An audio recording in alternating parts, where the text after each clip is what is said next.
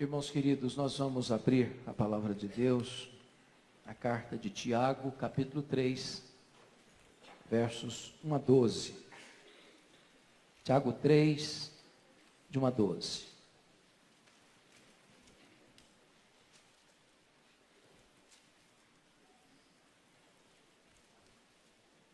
Tiago escreve assim: Meus irmãos, não vos torneis, muitos de vós, mestres, sabendo que havemos de receber maior juízo.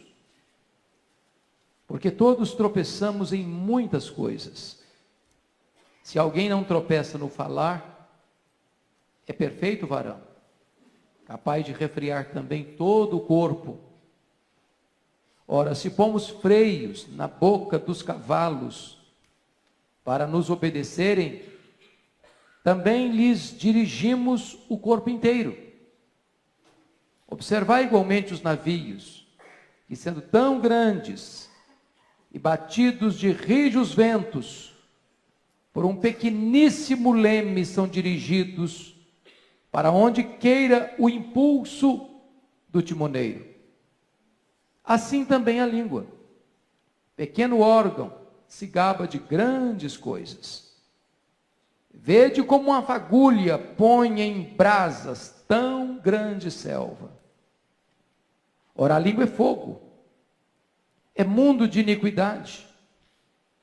A língua está situada entre os membros do nosso corpo e contamina o corpo inteiro. E não só põe em chamas toda a carreira da existência humana, como também é posta ela mesma em chamas pelo inferno. Pois toda espécie de feras, de aves, de répteis e de seres marinhos se doma e tem sido domada pelo gênero humano. A língua, porém, nenhum dos homens é capaz de domar. É mal incontido, carregado de veneno mortífero. Com ela bendizemos ao Senhor e Pai. Também com ela amaldiçoamos os homens feitos à semelhança de Deus. De uma só boca procede bênção e maldição. Meus irmãos, não é conveniente que estas coisas sejam assim. Acaso pode a fonte jorrar do mesmo lugar o que é doce e o que é amargoso? Acaso, meus irmãos, pode a figueira produzir azeitonas, ou a videira figos? Tampouco fonte de água salgada pode dar água doce.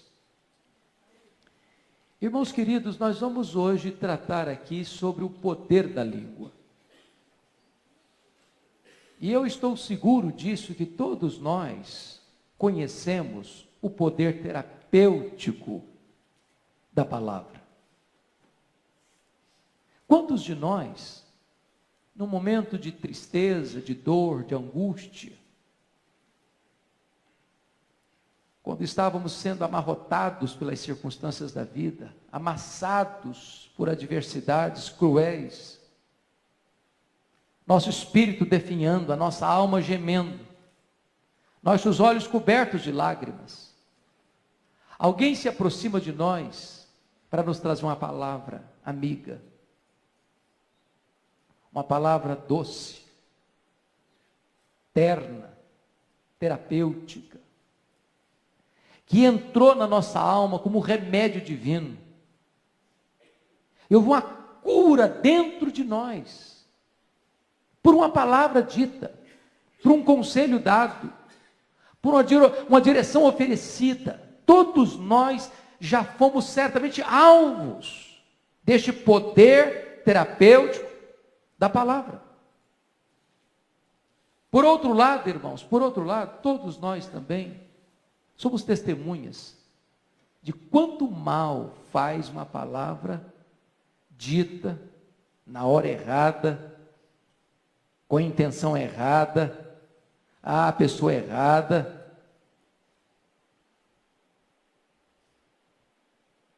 Em circunstâncias erradas, trazendo tantos estragos tantas feridas, tantos traumas, tanta dor.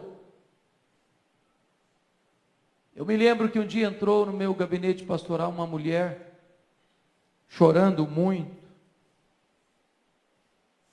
Quando ela se acalmou um pouquinho, eu disse: o que está acontecendo? Ela disse: pastor, eu estava vindo para cá, ao sair de casa, minha vizinha saltou do 10º andar do seu prédio, se esborrachou no asfalto.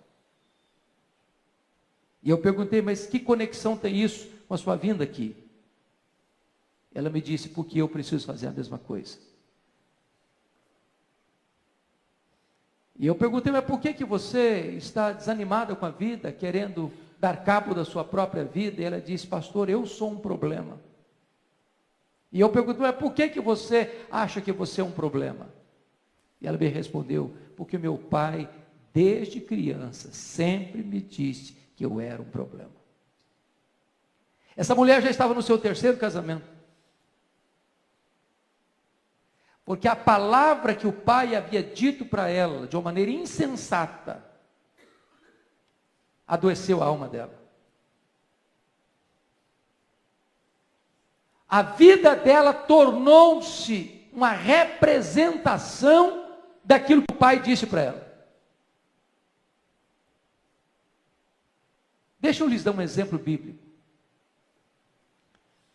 A Bíblia fala que Davi foi ungido por Samuel no lugar do rei Saul para ser rei de Israel.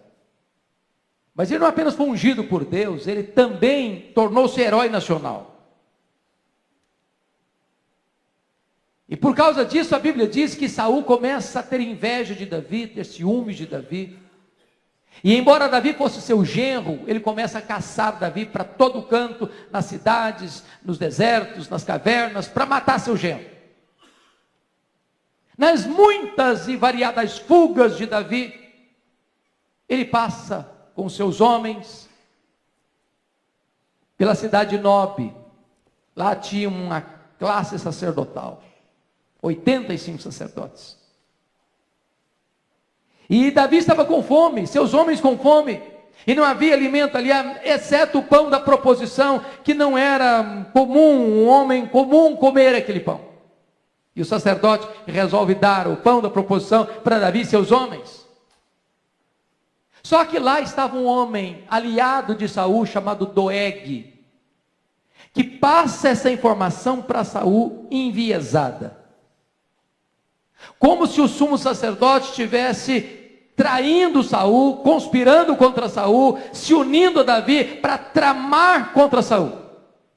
Essa notícia chega aos ouvidos de Saul de maneira tão distorcida que a Saul se enche de ódio. E ele vai com seus homens para Nob. Confronta o sacerdote. O sacerdote explica, mas ele não aceita. Então Saul, completamente fora de si, toma a decisão de matar os 85 sacerdotes de Nob. Seus homens se recusam a fazê-lo. Então Saul força o próprio fofoqueiro Doeg a pegar a espada e a matar os 85 sacerdotes. Crianças, mulheres, até crianças de peito foram assassinadas. Sabem por quê? Por um comentário malicioso, por uma palavra insensata, por uma maledicência. Irmãos queridos, hoje eu quero trazer aqui, à luz desse texto, alguns alertas para o meu e para o seu coração. A Bíblia chega a dizer o seguinte, lá em Provérbios 6, 16 a 19, que há 6 pecados que a alma de Deus abomina. E dentre os 6 pecados que a alma de Deus abomina, 3 deles estão ligados à língua. Por exemplo, a língua mentirosa, a testemunha falsa. Mas dos 6 pecados, o que mais Deus abomina é aquele que semeia contenda entre irmãos.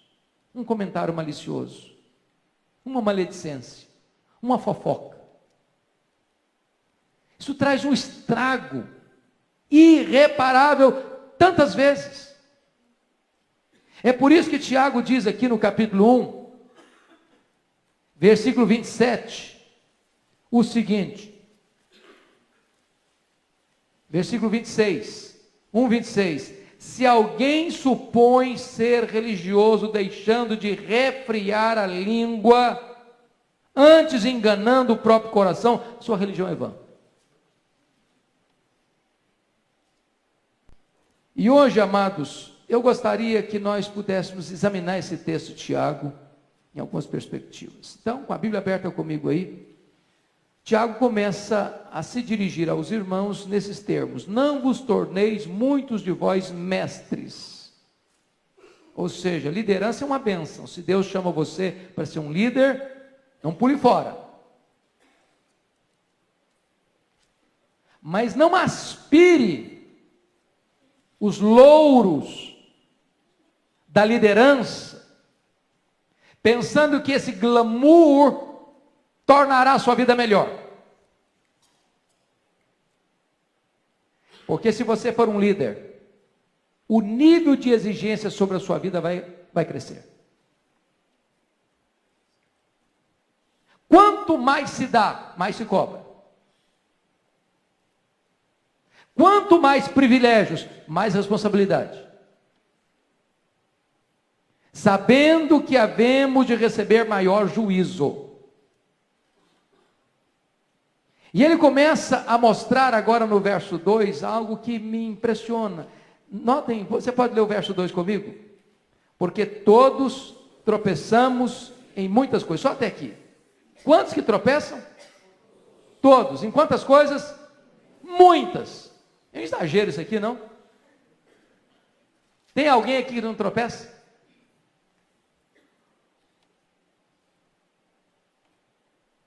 Nenhum de nós aqui está fora do alcance dessa palavra. Todos nós. Todos nós temos a mesma estrutura. Somos barro. Não tem aqui ninguém no pedestal. Ninguém de tamanco alto. Ninguém olhando de cima para baixo. Ninguém melhor que o outro aqui. Todos nós tropeçamos, e não em poucas coisas, em muitas coisas.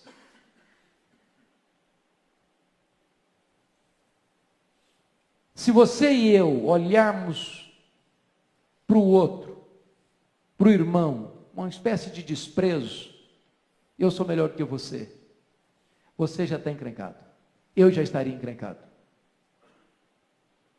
Então Tiago começa esse assunto da língua esvaziando a bola de todo mundo. Ele começa a tratar dessa questão do pecado da língua e diz o seguinte: olha, baixa a bola. Baixa a bola. Ninguém aqui tem condição de ter pedra na mão para jogar em ninguém. Ninguém aqui tem condições de acusar ninguém. Todos nós tropeçamos em muitas coisas. E aí ele diz o seguinte: se alguém não tropeçar no falar, é perfeito varão, capaz de refrear também todo o corpo. Aí ele começa a pontuar a importância da língua, da palavra. Se você é alguém que tem domínio próprio no que concerne a sua fala, a sua comunicação, a sua língua, então todo o seu corpo vai ter domínio. A palavra dita, irmãos, alguém já disse, é como uma flecha que você joga. Já jogou flecha? Tem gente que toca harpa, tem gente que joga flecha. Lembra? Davi tocava harpa. Saul jogava lança. Só que quando você joga uma flecha, você não consegue trazê-la de volta. Assim é a palavra dita. Proferida, não dá para recolhê-la. Alguém já disse que uma palavra dita ou um comentário feito de forma insensata é a mesma coisa de você subir no alto de uma montanha com um saco de penas e soltar esse saco de penas. Não dá para recolhê-las todas mais.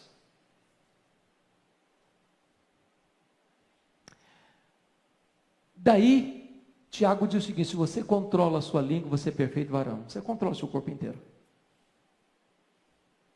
Então, Veja comigo, por gentileza, o que é que ele vai oferecer para nós nesse texto. Tem 3 linguagens, ou 3 figuras aqui no texto. Primeiro, nos versos 3 e 4, Tiago vai falar que a língua tem o poder de dirigir. Ele usa 2 figuras, o freio e o leme.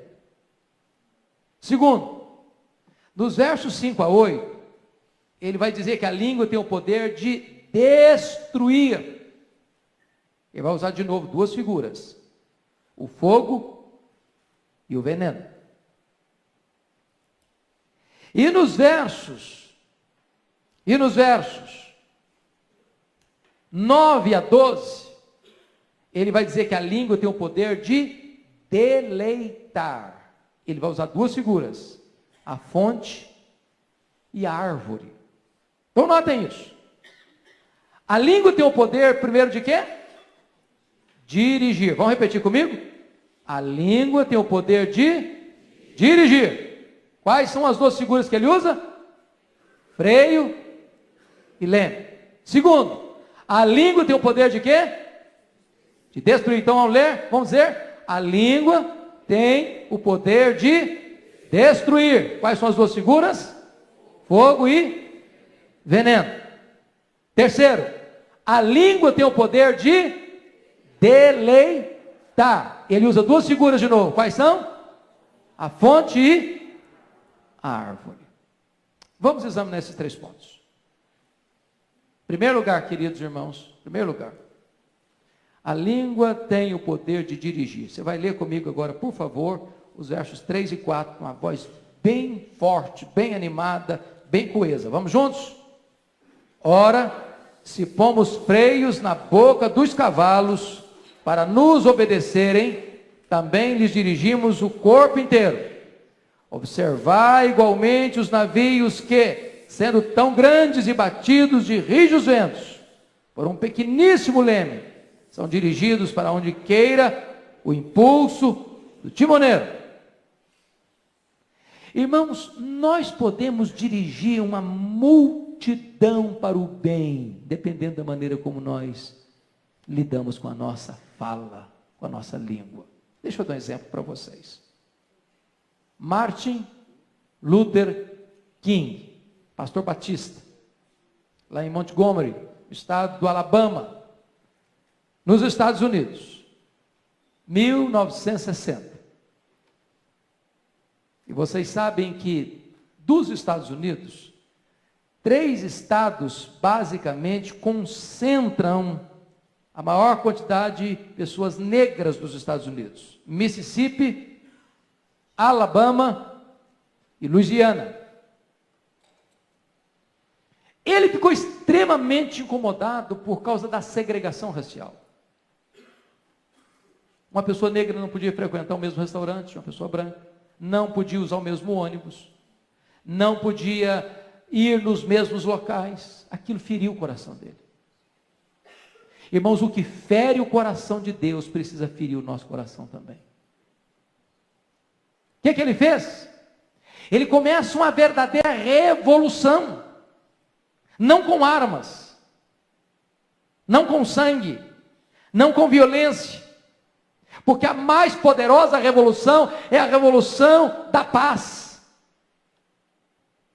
E ele então começa a trabalhar com as pessoas, a mobilizar as pessoas, para não reagir com violência, mas reagir com ação, com amor, com posturas diferentes, e de repente, queridos irmãos, isso leva ao ápice daquele movimento, no ano de 1963, quando 200.000 pessoas, lá no Memorial de Lincoln, em Washington, as pessoas estavam ali, para levantar uma bandeira, de que a segregação racial é algo desumano, que fere o coração de Deus, que fere o coração do próximo, está contrário, plenamente contrário a todos os princípios de moralidade. E ali no Memorial de Lincoln, Martin Luther King se levanta para dizer a célebre frase: eu tenho um sonho, que os meus filhos Sejam julgados por esta nação, não pela cor da sua pele, mas pela dignidade do seu caráter. Essa revolução foi vitoriosa. 1964, ele recebe o Prêmio Nobel da Paz. E nesse mesmo ano de 1964, a lei é sancionada, aprovando a bandeira que foi levantada, porque ele usou a sua fala, ele usou o seu discurso, ele usou a sua língua, não para promover discórdia, mas para promover paz. No dia 4 de abril de 1968, esse pastor batista foi assassinado em Memphis, no Tennessee. Mas a bandeira que ele levantou prevaleceu, porque ele usou sua fala para abençoar. Mas vamos pegar o contrário. Quem de nós já não assistiu filmes de Adolf Hitler? Um dos mais eletrizantes oradores que o mundo já conheceu. Que chegava a ponto de enfeitiçar multidões. De levantar uma nação inteira para entrar numa guerra insana. E leva então, naquela Segunda Guerra Mundial, a morte de 60 milhões de pessoas. 6 milhões de judeus trucidados. 1,5 milhão de crianças. Quem de nós já não chorou diante do filme Holocausto? A Lista de Schindler, O Pianista. E quando você vê por trás dessa cena de horror, está uma fala insensata. Alguém que usa a sua língua para despertar ódio, violência e morte. A língua tem o poder de dirigir. É um freio. Um cavalo indócil, que não foi domado ainda, ele tem muita força. Mas ele não é útil. Não é útil. Montar nele pode ser um risco, pode ser uma ameaça. Quando você bota o freio nele, a força dele é domada. E você usa toda essa energia, essa força dele para o bem. Você pega um navio tão grande, batido por rijos ventos, um pequeniníssimo leme na mão do timoneiro governa esse navio pelas rochas submersas, pelos icebergs da vida, trazendo segurança para tripulantes, passageiros e a carga que se leva. E aí Tiago usa essa expressão. Assim como um freio governa um cavalo, assim como um leme governa um navio, nós precisamos governar a nossa vida pela língua. Porque se ela não tiver controle, vai ser um cavalo indomável. Se ela não tiver controle, vai ser um navio que se arrebentará nas rochas, trazendo grande desastre, grande destruição. Mas vejam comigo, irmãos, versículos 5 a 8, que a língua tem o poder de destruir. Você pode ler comigo, 5 a 8, vamos juntos de novo? Assim também a língua, pequeno órgão, se gaba de grandes coisas. Vede como uma fagulha põe em brasas tão grande selva. Ora, a língua é fogo, é mundo de iniquidade. A língua está situada entre os membros do nosso corpo e contamina o corpo inteiro. E não só põe em chamas toda a carreira da existência humana, como também é posta ela mesma em chamas pelo inferno. Pois toda espécie de feras, de aves, de répteis e de seres marinhos se doma, e tem se domado pelo gênero humano. A língua, porém, nenhum dos homens é capaz de domar.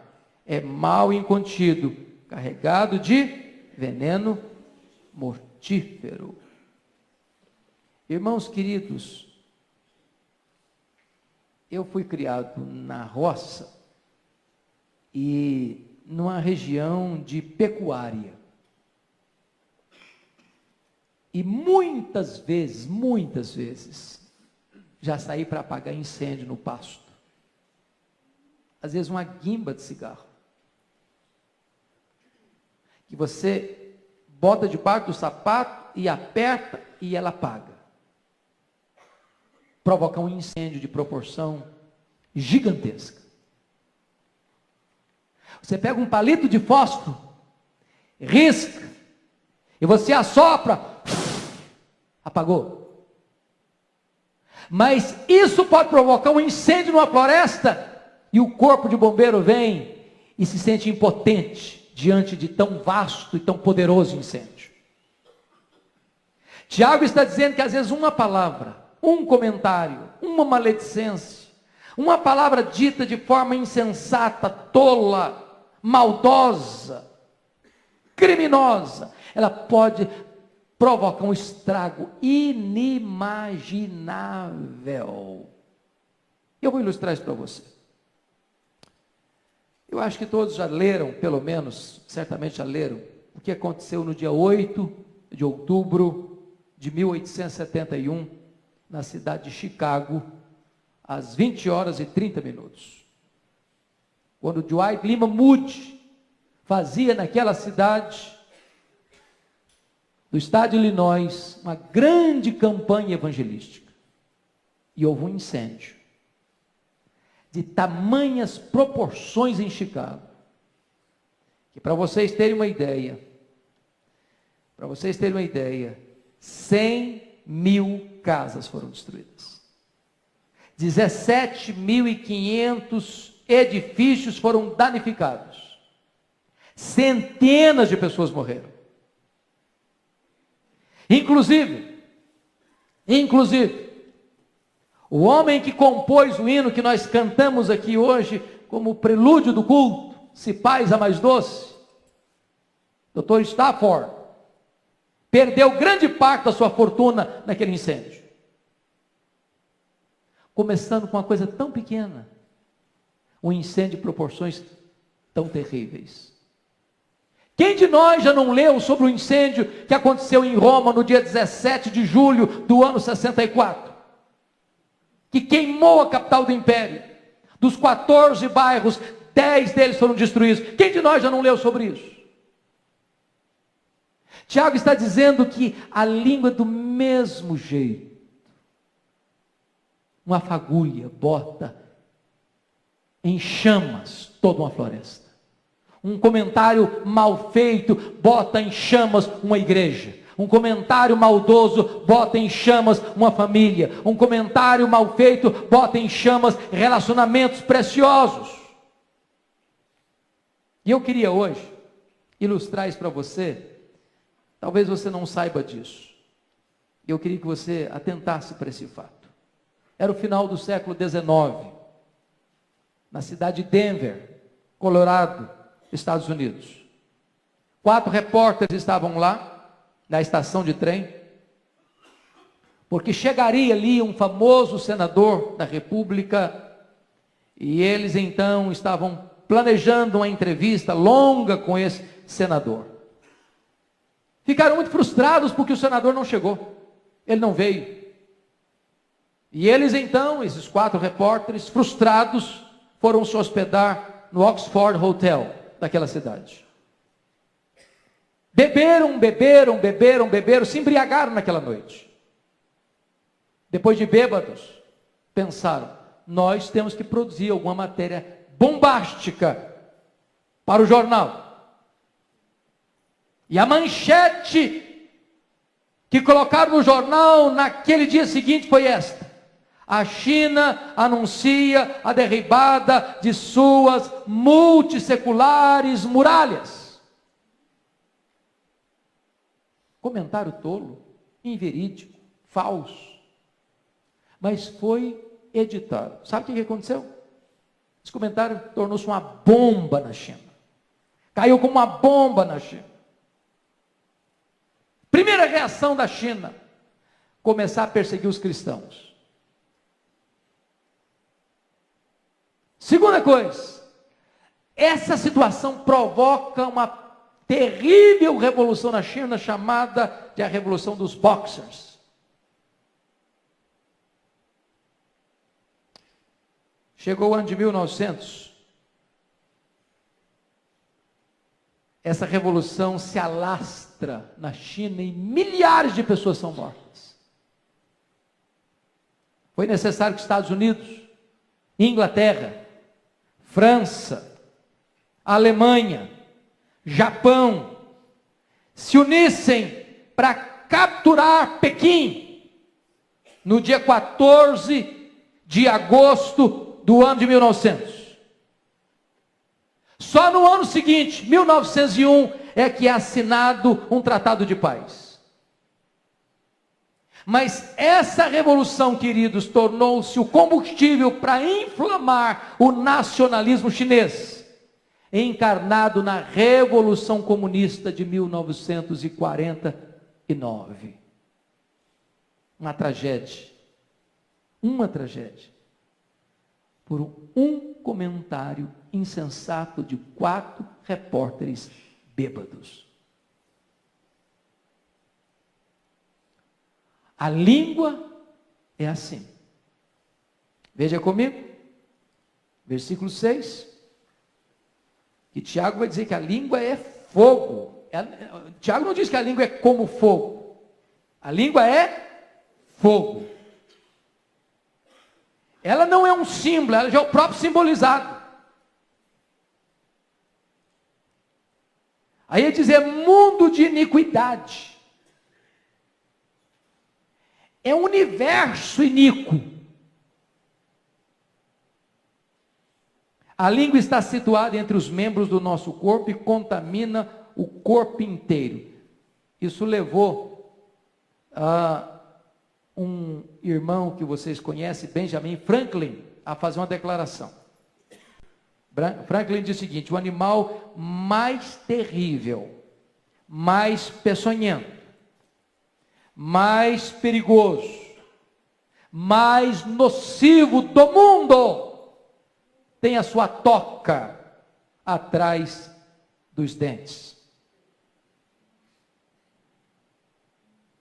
O mais perigoso animal, a mais terrível fera do mundo, tem a sua toca escondida atrás dos dentes.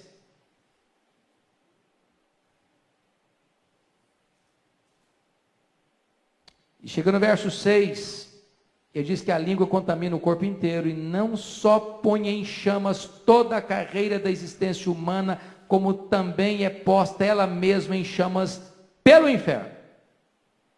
Ou seja, a língua destrói o homem e a língua é eternamente destruída no inferno. Tiago não podia ser mais contundente. Ele não podia ser mais chocante nessa expressão. Agora notem comigo, se a língua é perigosa, em segundo lugar, a língua é indomável. Olha o verso 7. Pois toda espécie de feras, de aves, de répteis e de seres marinhos se doma e tem sido domado pelo gênero humano. O que você notou aí? Animais terrestres, feras e répteis, animais voláteis, que voam, as aves, e animais aquáticos, seres marinhos. Ou seja, o homem é um doutor em domar as coisas. Ele doma peixe. Eu fiquei tão impressionado essas férias agora, eu assisti um show de golfinhos. Eu fiquei encantadíssimo. Show de golfinhos. As danças, os saltos ornamentais. O homem doma um golfinho, o homem doma um elefante, o homem doma um leão, o homem doma um urso, o homem doma um cachorro, o homem doma um cavalo, o homem doma uma águia. Mas o texto vai dizer alguma coisa fortíssima aqui. Nota o que está escrito aqui no versículo 7. Pois toda espécie humana, toda espécie de feras, de aves, de répteis e de seres marinhos se doma e tem sido domada pelo gênero humano. A língua, porém, quantos homens não domam? Nenhum dos homens é capaz de domar. Você doma a sua língua? Já conseguiu? Está mansa.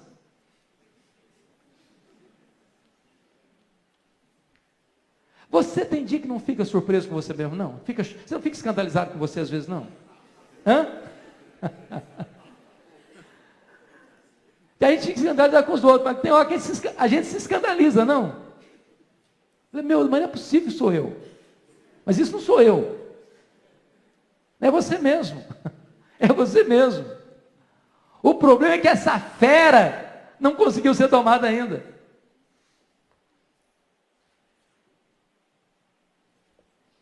Ela é indomável. Indomável. Mas, notem vocês, que nós, se a língua é indomável, nós precisaríamos discipliná-la. Botar freio, botar controle.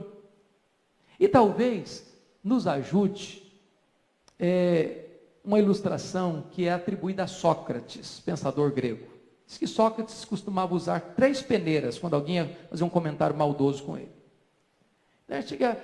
Quando a pessoa ia fazer algum comentário com ele, ele falou: olha, você já passou que você vai me falar por 3 peneiras? Mas o que é isso? Primeira peneira. É verdade o que você está falando? Bom, me falaram que é. Bom, então, se falaram que é, quero saber se você sabe. É verdade? Porque se não é verdade, eu não quero ouvir. Não, é verdade. É verdade. Ok. Então, segunda peneira. Você já falou para a pessoa que está implicada no caso? Porque se a pessoa que está implicada não está sabendo, por que eu devo saber?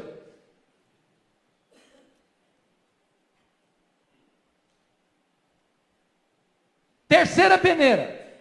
O que você vai me falar vai ajudar a resolver o problema? Eu acho que nós pegássemos essas 3 peneiras, nós iríamos cortar na raiz muitos comentários maliciosos que nos são trazidos.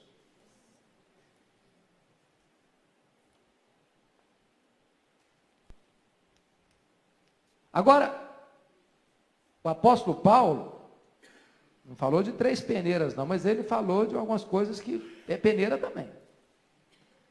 Olha lá comigo Efésios 4. Versículo 29. 29. Você pode ler Efésios 4, 29, depois você vai voltar lá para Tiago, viu? Vamos juntos aqui? 4, 29, Efésios. Vamos juntos? Não saia da vossa boca nenhuma palavra torpe, e sim, unicamente a que for boa para edificação, conforme a necessidade, e assim transmita graça aos que ouvem. Agora, preste atenção no que ele está falando. Não sai da vossa boca quantas palavras? Nenhuma palavra torpe, suja, imoral. E sim, qual é a palavra que aparece aí? Unicamente. Unicamente. Primeiro, a que for boa para edificação. Vai edificar? A primeira peneira. Segunda peneira. É necessário? Terceira peneira. Vai transmitir graça aos que ouvem? Porque se não tiver esses 3 filtros, então é melhor não falar. Nesse sentido, o silêncio é de ouro. Mas Tiago vai além, nos versos 9 a 12, para dizer outra coisa. Agora volta para Tiago, por favor. A língua, além de perigosa, indomável, ela é também incoerente. Meus irmãos, que coisa impressionante isso aqui. Olha comigo aí, por gentileza. Incoerente. Olha o versículo 9. Você leu o 9 comigo? Vamos juntos? Com ela, bendizemos ao Senhor e Pai. Também com ela, amaldiçoamos os homens feitos à imagem ou à semelhança de Deus. Você já pensou nisso? Hoje nós viemos aqui, estão cantando tão bonito, não? Aí a gente adora Deus, oh, que coisa linda. Com a mesma língua, eu acabei de adorar a Deus, de louvar a Deus, ali no pátio, ali na porta da igreja. Fala mal do irmão. Com a mesma língua. Olha que incoerência. Eu sei que vocês são crentes, não fazem isso.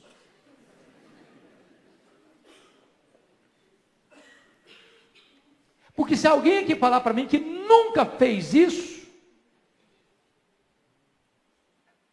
eu vou duvidar da sua honestidade.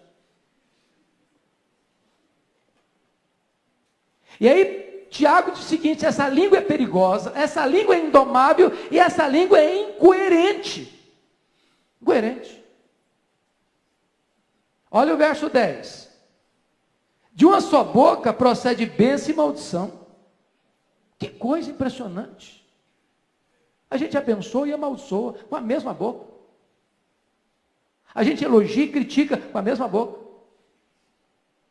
A gente encoraja e desce a lenha no outro com a mesma boca. A gente constrói e desmorona, destrói com a mesma boca. Que incoerência. E aí, Tiago dá um conselho. Olha o verso 10. Meus irmãos, está falando para pagão, não está falando para a igreja, está falando para irmãos na fé. Meus irmãos, não é conveniente que estas coisas sejam assim. Isso está acontecendo? Está. Eu tenho aprovação para isso? Não. Não é bom que seja assim. Não é conveniente que seja assim. Olha o verso de número 11. A pergunta dele. Vamos ver o 11. Acaso pode a fonte jorrar do mesmo lugar o que é doce e o que é amargo? Você já viu isso? Você já foi numa fonte de água mineral? Tem água salgada lá? Você já foi no mar? Conseguiu beber água doce lá? Aí Tiago começa a perceber o seguinte, que de fato nós nos tornamos paradoxais, contraditórios. Porque da nossa boca sai bênção, sai maldição, sai coisa salgada, sai coisa doce, sai coisa que edifica, sai coisa que destrói. Chega no verso 12, ele volta a uma outra figura que nós vamos explorar daqui a pouquinho. Acaso, meus irmãos, pode a figueira produz o quê? Figo. Produzir azeitonas? Ou a videira produz o quê? Uva. Ou a videira produzir figos? Você já viu isso acontecer alguma vez? Tão pouco fonte de água salgada pode dar água doce. Você não chega no mar e bebe água doce. E nem vai para uma fonte de água mineral e pega água do mar, água salgada. Então, dito isso, eu gostaria que nós pudéssemos pensar no último ponto, e isso eu serei muito breve. A língua tem o poder de deleitar. E ele usa aqui duas figuras, meus irmãos. Preste bem atenção na figura que ele vai usar. Primeira figura da fonte, versículo 11. Acaso pode a fonte jorrar do mesmo lugar o que é doce, o que é amargoso? A nossa língua pode ser uma fonte de água doce. Pode ser. Você ser um pacificador, você ser um encorajador, você ser um intercessor. Uma pessoa chega para você, você tem uma palavra boa para dar, uma palavra de encorajamento para dar. Pode ser. Fonte, pense comigo, lá no contexto em que foi escrito, do Oriente Médio. Lugar seco, muitas vezes deserto. Uma fonte era um lugar de esperança, onde as pessoas cansadas chegavam, se dessedentavam. Era vida. Lembra da história da Agar, no deserto? O menino morrendo, a água acabou, a provisão acabou, ela só pode chorar. Quando de repente Deus fala para ela: Agar!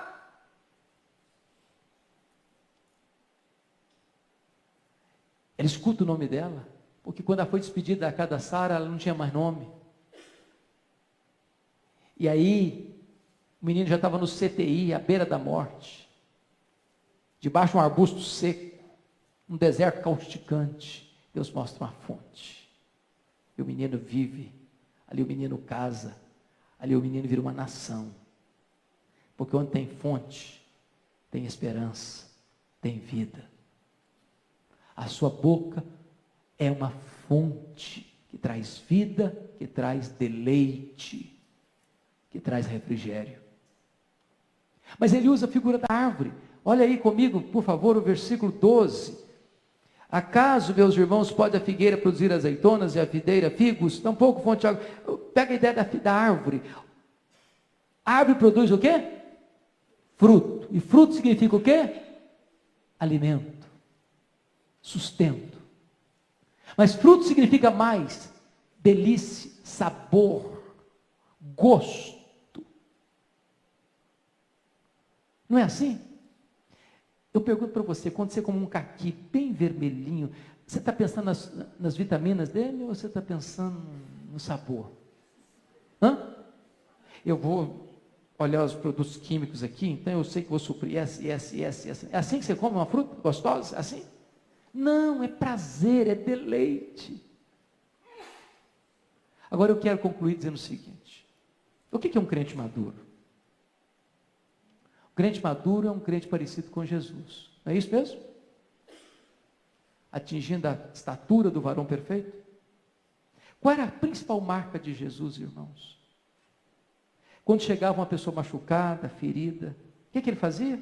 Acabava de matar?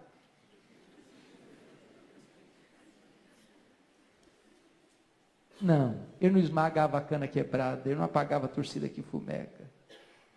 Chegava a pessoa mais arrebentada pela vida, estendia a mão, trazia cura, trazia alívio, trazia restauração. Oh, que bênção, querido, quando alguém chega machucado pela vida, suas quedas, seus deslizes, seus fracassos, e encontrar em você uma palavra meiga, de cura, de perdão, de restauração, de ânimo, de vida. A minha oração é que hoje Deus faça da nossa boca uma fonte que jorre água doce, que dessedenta a alma, que traz vigor, que traz esperança para as pessoas. A minha oração é que Deus faça da nossa boca nesta noite uma árvore frutífera, que vai alimentar as pessoas, que vai trazer prazer e deleite para as pessoas. Que Deus nos ajude, para que a nossa língua nos governe, para que a nossa língua não nos destrua, mas para que a nossa língua abençoe as pessoas que estão à nossa volta.